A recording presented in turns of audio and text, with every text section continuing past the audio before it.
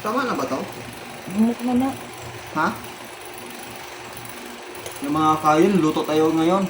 Kasi nga, kanina, ginising ako ng 6:30 AM para papasok sa trabaho. Ngayon naman ako tanga, natulog ulit.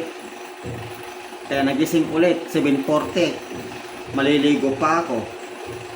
Kaya hindi na talaga ako pumasok ngayon. So, ang ginawa ko na lang, nagluto na lang talaga ako ngayon ng sinabaw na baka.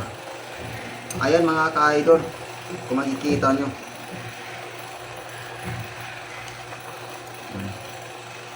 Kaso nga lang, sa liit ng lalagayan natin. Ayan mga ka-idol, oh.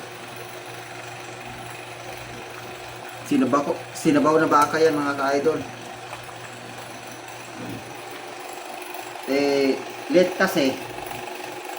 Kaya, pag late, hindi na pumasok. Mag-vlog na lang. Salamat!